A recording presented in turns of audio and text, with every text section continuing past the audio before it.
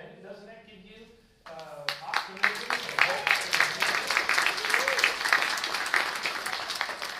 I was with Chris last night, and after a little dinner, his enthusiasm for this, his grasp of this, and it's really tremendous. There's a whole network of sustainability directors in cities across the United States, as I'm sure many of you know.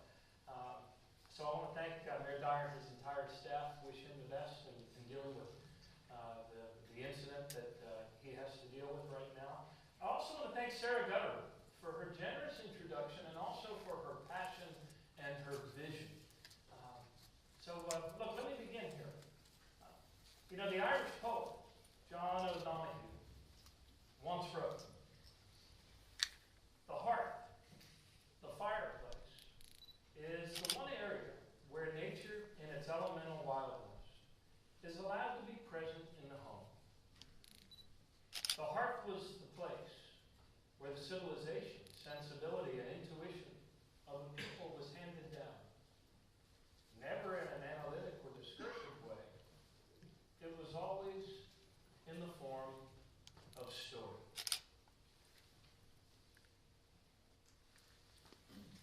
In 2011, students at the University of Maryland competed and took first place in the Department of Energy's Solar Decathlon. And blending affordability and consumer appeal, design excellence, and optimal clean energy production, not to mention better stormwater management, they built Watershed, a new kind of home. A home that produces and gives to the grid more renewable energy than it consumes. These young Americans, in other words, imagined a new reality. And more important, they brought it into being. The difference between a dream and a goal is a deadline. We are living in a time of profound transition. Climate change is no more an ideological issue than is gravity. Our Earth is hotter, our oceans more acidic, our lands and waters buckling right under centuries of stress. The carbon dioxide content of our atmosphere is now higher than it has been at any time in 3 million years. This, ladies and gentlemen, is an example of one of the greatest tools in all of modern municipal management. It's a graph. And this one is moving in the wrong direction. More than 3,500 national weather records were broken for heat, rain, and snow last year. Unfortunately, we're beginning to understand. And let me show you something now with the graph that's moving in the right direction. If my clicker will click. This is the most beautiful sight in all of municipal government. It is the graph moving in the right direction. And the question here that was asked in this poll, this is from YouGov.com, is whether you believe that climate change is actually caused by human activity.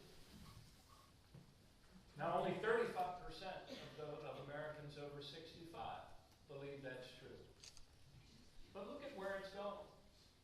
72% of young Americans believe that climate change is actually caused by human activity. They believe the science. And if you want to know where a nation's headed, listen to the attitudes of her young people. Understanding precedes action. Climate change is the transformation that transforms everything. Our relationship to the world around us, our relationship to the other living systems of this earth, the way we live and work with each other, a transformation of imagination, a letting go, new solutions, new designs, new thinking, a new story for humanity. And you understand better than most the colossal nature of this challenge, the enormity of this opportunity. Greenhouse gas emissions must not only be capped, not only slowed, they actually have to be reversed. We must get to a point quickly where we start drawing down more carbon from the atmosphere And that will require advances in how we generate and use energy. It will require new imagination to redesign our built environment. Yes, our homes and our buildings. This challenge, by the way, will also require a new way of governing. A way that people like Chris and this new generation of city leaders and managers are taking to, like Doug Stillwater. It's entrepreneurial, it's collaborative, it's performance measured, radically open and transparent. And we'll come back to that. More on that later. But as with all great movements of human development, we need artists. Artists will lead the way. So I want to talk with you about the opportunity of climate change. I want to talk with you about fire, imagination, the power of story, and the importance of place. Place matters, and we are surface dwellers. This is our place. This is where we have adapted and learned to thrive. And unlike any other animal species on the planet, we have progressed generationally by cooperating with each other. In fact, some might say cooperation is the new competition. And we've also learned to make progress by manipulating our environment, by extracting resources from the surface, the soil, the waters, the ground, and by learning to turn matter to energy. In fact, the story of Genesis is the story, among other things, of the conversion of matter to energy. Or was it energy to matter? The divine spark by which Earth achieved cognition in humanity. Over the last millennia or so, we human beings have learned to change matter to energy primarily by means of fire, the great discovery. Fire, the burning of wood in caves, fire, the burning of wood in stoves, in more recent time, fire, the burning of fossil fuels for heat, for electricity, for mobility. And in earlier generations, we thought that the land, the air, the waters were limitless, boundless. And only recently have we come to think about the finite limits of our planet, the natural capacity of Earth for meeting human needs, food, water, air, mobility, shelter. Today, from the perspective of space, we can see that the air we need is actually held in that very, very thin membrane. In fact, not only does that membrane hold the oxygen we breathe, but it also holds the carbon and the methane that we emit. For most of recorded human history, our stories of heroic people or individuals revolved around our capacity to conquer, our capacity to love, our ability to overcome great suffering, sacrifice, and loss. The earth itself was usually merely a backdrop, or perhaps a wild or sometimes sinister thing to be conquered, consumed, or controlled. But now we find ourselves on the threshold of a new era, don't we? The emergence of what American conservationist Aldo Leopold called the third ethic, after the Decalogue and the Golden Rule, the ethic of the land, the earth, the dawn of a new consciousness, greatly accelerated, I believe, by three important firsts.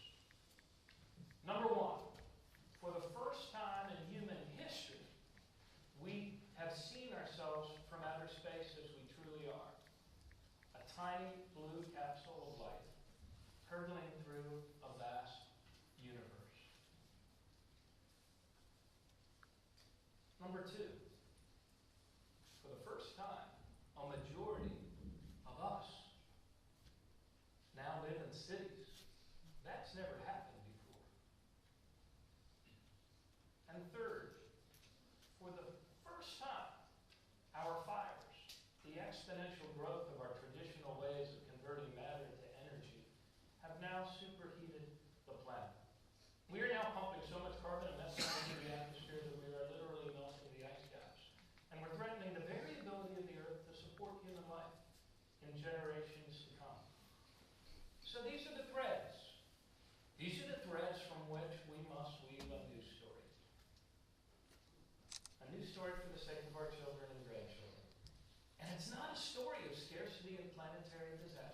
Not a story of ruinous growth and consumption run amok, but rather, I would submit to you, the most compelling of stories. A story of greater health and well-being, greater security, greater opportunity.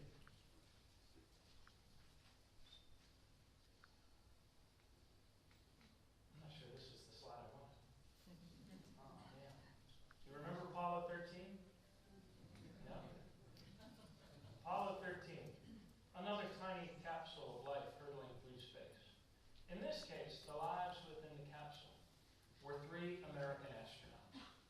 After a near catastrophic malfunction, the capsule was crippled between the moon and Earth. Unable to maintain a proper balance of oxygen inside the ship, levels of carbon dioxide started to climb to life-threatening levels. The astronauts were literally poisoning the air they were breathing with each breath that they exhaled. Now, the young engineers and scientists and mathematicians on the ground at Mission Control had to figure it out. They had to find a way to draw down the CO2 levels in the air of the capsule. They created a duplicate pile of the very few materials that were in the spacecraft. All right, the duct tape, the containers, some tools, and they got to work. Their leader at Mission Control, Gene Kranz, kept urging the imagination and smarts in this young team of Americans forward. And when the NASA director muttered that this might be the worst disaster NASA had ever experienced, Kranz replied, "With all due respect, sir, I believe this is going to be our finest hour." Many of you have seen the movie, right? Work the problem, people. And they did. They fashioned a way to scrub the carbon dioxide from the air of the capsule. They saved the lives that only they had the power to save. And so, too, must we. Any appeal that begins from the standpoint of despair is bound to fail. Our story must be a story of greater health and well-being, greater security and balance, life lived more abundantly. We've become good, haven't we, at imagining the end of the world, but not so very good yet at imagining a new beginning. Consider these facts. There are now twice as many people employed in wind and solar jobs in the U.S. than there are in coal. In fact, solar alone now employs more people than are employed in oil and gas, more people than are employed in coal, and while job creation in those industries has been slumping, solar jobs continue to grow. The cost of rooftop solar has fallen 64% in 8 years. The price of land-based wind, 50% in just 4 years. According to the Bureau of Labor Statistics, average wages for a wind technician is $24 an hour. Solar, $20 an hour. Coal, $22, with more and more of those coal jobs going the way of automation. The U.S. advanced energy market is now valued at $200 billion. There are currently, get this, 2.7 million advanced energy jobs in the U.S., and many of those are hands-on, blue-collar jobs, employing more people than all of those employed in agriculture and mining combined. And when it comes to your own industry, the growth of green construction jobs has quadrupled by many estimates over the last 10 years. The truth is, there's a lot more jobs to be created by addressing climate change than there are to be created in ignoring or denying, right? And there is one yearning the world over, and that is the yearning for a decent job. Now let me talk to you about the here and now, and what we're experiencing together as a country. Whoops, that was the slide.